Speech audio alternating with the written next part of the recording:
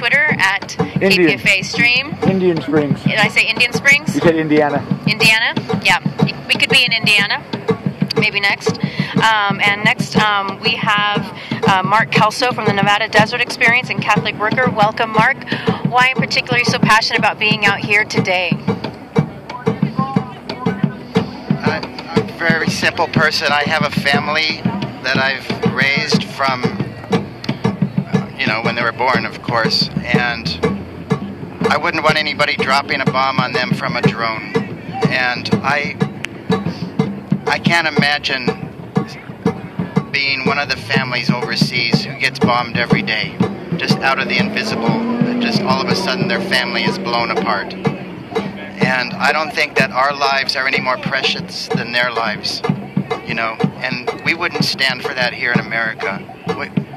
Over there we just target people, we don't take them to trial, we just choose people to assassinate, and those who are around them get assassinated with them. And we can't do that. We just can't do that. We have to start having compassion on people that are not just from our little family, our little circle, but our compassion has to start taking in the whole world. And we have to stand up and say no when something that evil is going on. And so that's why I'm here. And the other thing that I'm here for is a long time ago I was in the Marine Corps, so I was on the other side of the fence, and I know that people's hearts can change, and we can love these people that are doing their work at Creech, and they can hear this message and they can be changed, and it has happened to a lot of people. So we should be here, and we should continue to be here till drones stop killing people, And I think the more people that come, the only reason drones are still doing what they're doing is because there's not enough of us out here. So we have to continue coming and keep bringing more people to join us and tip the scales. Eventually, we'll do that. Yes, please. And this is Mary Lou. I kind of wanted to add, as Mark was talking about being compassionate. We're sitting here on very desecrated land. You had asked earlier who we all represent, and I wanted to throw out there the Western Shoshone. We're not on Western Shoshone land right here. We're on BLM land, which is adjacent to hundreds of acres of military land, and we're right down the road from the Nevada test site, right, which is the most bombed place on the planet. So we could probably have another whole radio show to talk about, nuclear weapons and the nuclear weapons complex and nuclear power and all that. But all of this land has a lot of death imprinted in it.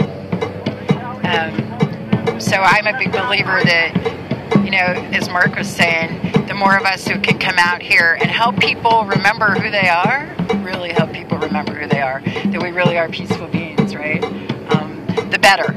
And so I think our numbers seem to be growing. I mean, I started doing this about 6 or 7 years ago, and you know what? We have almost a couple hundred people out here this week, which is amazing for us people who are doing some of the organizing. It's pretty incredible, and people are really doing this from their heart and from their soul, because I think people are tired of violence and death and war, and the scales being so tipped. The scales are so tipped towards the global elite, the people who have the power, who have the money, who create the war and keep it going. And so, we can't not be out here. We can't. There's something else. When I joined up into the military, most of the kids that I was in the military with were there because it was their best opportunity, and I believe that's because we spend so much of our budget on military spending instead of education for people, and so that's the choice. It seems to be the choice that you have.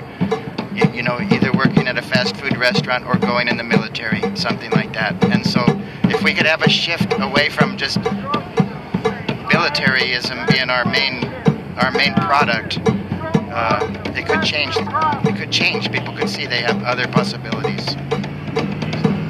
Thank you, Mark. I think the question why drones is one we especially were asking ourselves 5 years ago when we started, going on 6 years ago, started protesting here. And even in the peace movement, a lot of people were asking why this is such a precise weapon. Why are you picking on this one? There's cruise missiles. There's V-1 bombers. There's all these other things going on out there. Stealth bombers. Why this? But I think this is and Robert kind of got to this about what a game changer this is. Some people have said this is as big as the bombing of Hiroshima, but people aren't realizing it. And how this happens, the deception and the change this makes in the world. There's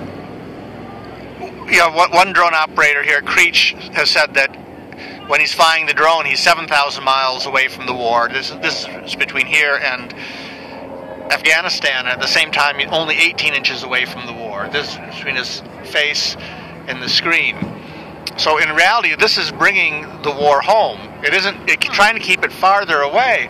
Because you realize these people here who are flying these drones, they are not unlike most American bases within the United States where they are preparing for war or training for war. They're actually engaged in warfare here all the time. And these are people who are, just as it's a legitimate act of war to shoot an airplane out of the sky that's dropping bombs on your country, so it is to attack these people here.